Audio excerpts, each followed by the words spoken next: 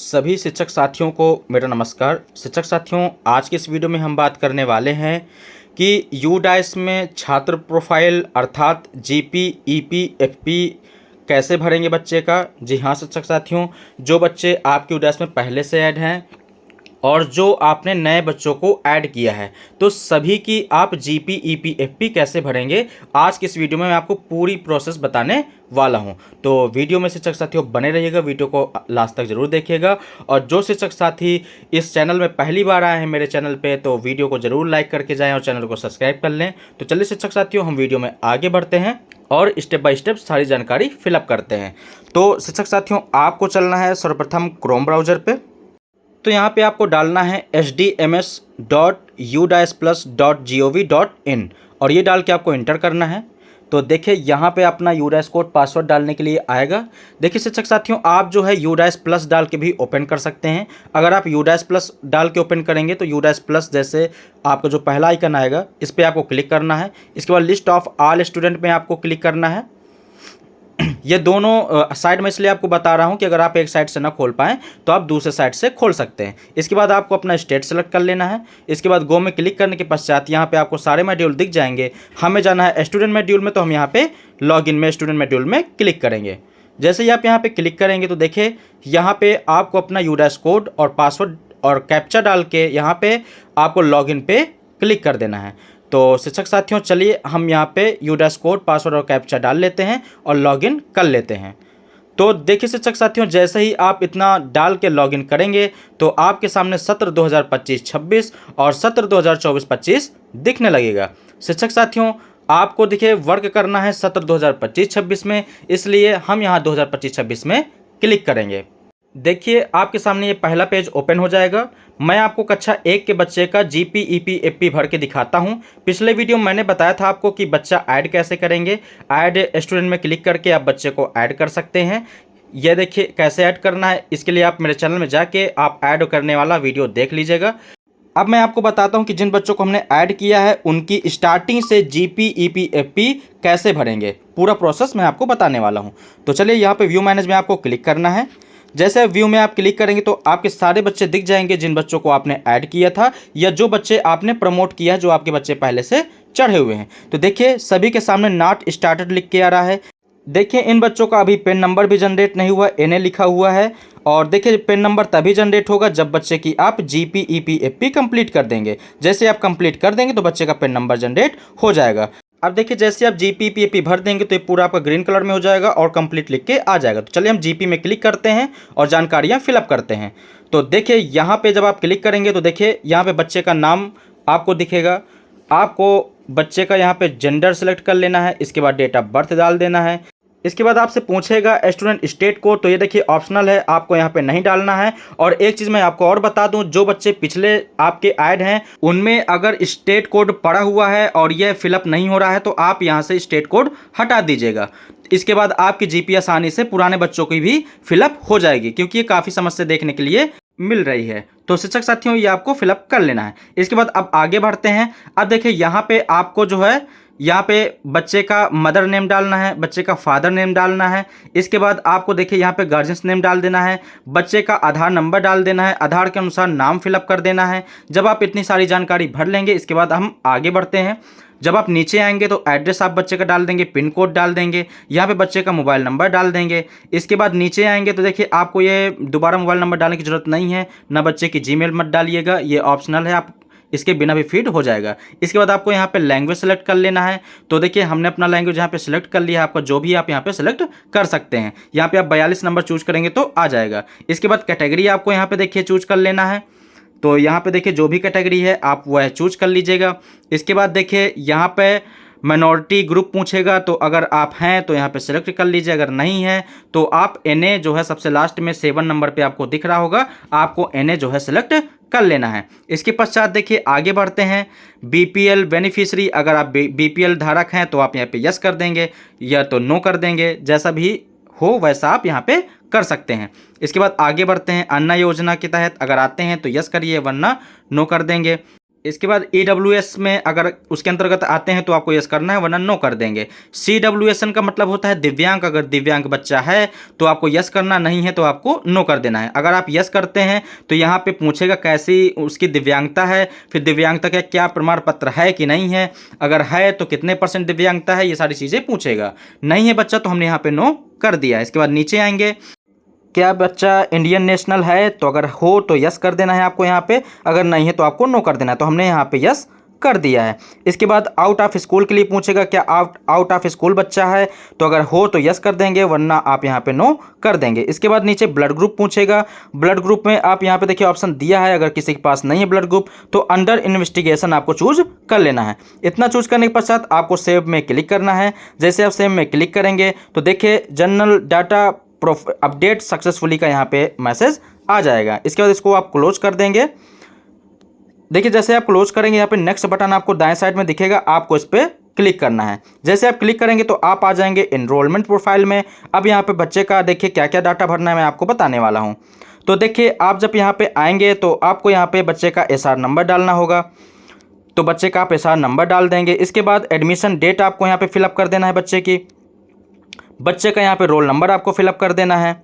इसके बाद आप नीचे आएंगे तो मीडियम ऑफ इंस्ट्रक्शन में आपको देखिए आपको हिंदी इंग्लिश यहाँ पे दिया हुआ है, आप यहाँ पे चूज कर लीजिए। इसके बाद देखिए यहाँ पे सब्जेक्ट स्टडी ग्रुप पूछेगा तो वह आपको सेलेक्ट कर लेना है। लैंग्वेज स्टडी ग्रुप यहाँ पे आप सेलेक्ट कर लेंगे।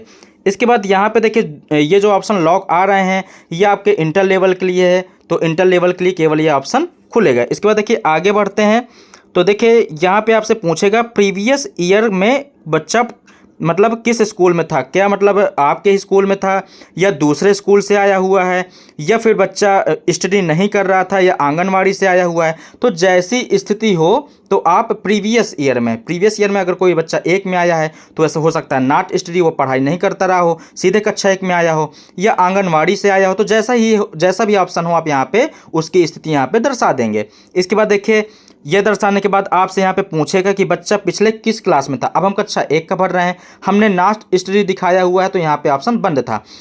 अब देखिए अगर मैंने यहाँ पे करंट स्कूल या अदर स्कूल कर दिया तो देखिए ये ऑप्शन आपका खुल गया। यहाँ पे जब आप सिलेक्ट करेंगे तो आपको सारी क्लासें दिख जाएंगी। आपको जो है पिछली क्लास सेलेक्ट करना है। जैसे आप कक्षा 3 के बच्चे का भर रहे हैं तो वह किस क्लास से आया है, प्रीवियस क्लास से, कक्षा 2 से, तो आपको यहाँ पे चूज करना है कक्षा 2। अगर आप कक्षा 5 के बच्चे का भर रहे हैं तो यहाँ पे चूज करना है प्रीवियस क्लास कक्षा 4। इस तरीके से आपको क्लास चूज करना है, गलती मत करिएगा, ठीक है। इसके बाद देखिए आगे बढ़ते हैं। अब देखिए यहाँ पे RTE से संबंधित है तो यह आपका प्राइवेट विद्यालय के लिए है। तो देखिए प्राइवेट विद्यालय के अगर बच्चे भरे जाएंगे तो अगर RT के तहत वो आते हैं तो उनको यहाँ पे यस करना है। और जैसे या वो यस करेंगे, अगर RT के तहत बच्चा आता है तो यहाँ पे पूछेगा कि मतलब कितना क्या पैसा गवर्नमेंट की तरफ से अलॉट हुआ है, ये सारी चीज़ें उनको फिलअप करना पड़ेगा। अगर नहीं आता है तो आपको यहाँ पे नो कर देना है। इसके बाद देखिए अब आगे बढ़ते हैं। यहाँ पे देखिए आपको बच्चे का रिजल्ट यहाँ पे डालना पड़ेगा कि बच्चा पास है कि फेल है। इसके बाद बच्चा कितने % से पास हुआ वह आपको उसका प्रतिशत यहाँ पे डालना पड़ेगा, कितने % अंकों से पास हुआ। इसके बाद यहाँ पे दिनों की संख्या डालना है, बच्चा कितने दिन विद्यालय आया, ये सारी जानकारी आपको यहाँ पे फिलअप कर देना है। ये सारी जानकारी फिलअप करने के पश्चात आपको यहाँ पे सेव में क्लिक करना है। जैसे आप सेव में क्लिक करेंगे तो आपके सामने आएगा इनरोलमेंट डाटा सेव्ड सक्सेसफुली। देखिए आपका डाटा आ गया, 2 डाटा आपने फिलअप कर लिया, GP और EP। अब आपको यहाँ पे नेक्स्ट में क्लिक करना है तो आप जो है अगले प्रोफाइल में पहुँच जाएंगे। देखिए अगर यहाँ पे नेक्स्ट में नहीं करना है तो यहाँ से आप नेक्स्ट कर सकते हैं, या तो क्लोज करके आप यहाँ पे दाएं साइड में नेक्स्ट में कर सकते हैं। जैसे आप नेक्स्ट में क्लिक करेंगे तो आप आ जाएंगे फैसिलिटीज़ प्रोफाइल में।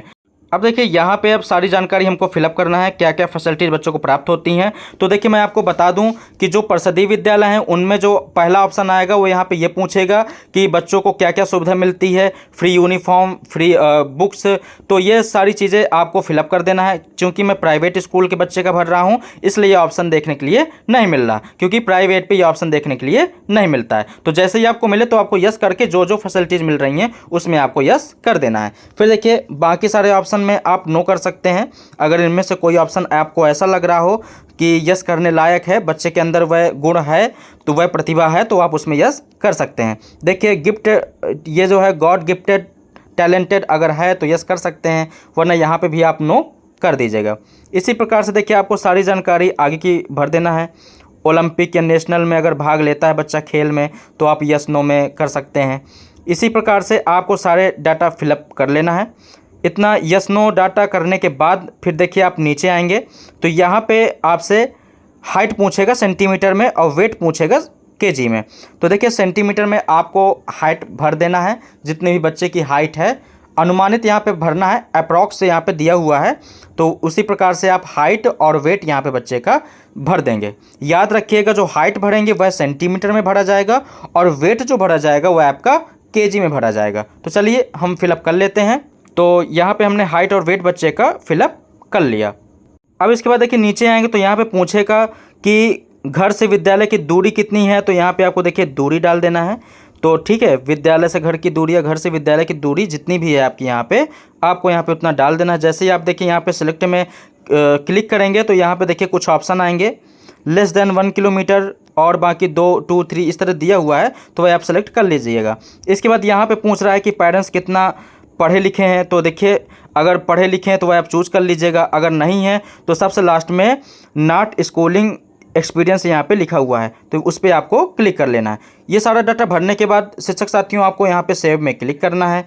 जैसे आप सेव में क्लिक करेंगे तो देखिए facilities data has been saved successfully का यहाँ पे मैसेज आ जाएगा। इस प्रकार से पूरा डाटा फिलअप करने के बाद आपको नेक्स्ट में यहाँ पे क्लिक कर देना है। जैसे आप यहाँ पे नेक्स्ट में क्लिक करेंगे तो देखिए आपके सामने एक पेज खुलेगा जिसमें प्रीव्यू पूरा दिया होगा बच्चे का, पूरा डाटा जो भी तीनों प्रोफाइल का डाटा एक साथ आ जाएगा। इसमें पूरा डाटा आपको क्या करना है, पूरा चेक कर लेना है कि जो भी जानकारी आपने फिलअप की है वह सही है कि गलत। अगर गलत हो तो आप बैक जाके डाटा को एडिट करके सही कर सकते हैं। अगर डाटा आपका पूरा सही भरा हुआ है तो क्या करना है आपको, देखिए आप नीचे आएंगे, नीचे आपको देखिए राइट साइड में आपको दिखेगा कंप्लीट डाटा, इस पर आपको क्या करना है, क्लिक करना है। देखिए जैसे ही आप कंप्लीट डाटा पे आप यहाँ पे क्लिक करेंगे तो आपसे पूछेगा are you sure you want to complete the data. तो आपको यहाँ पे ओके कर देना है।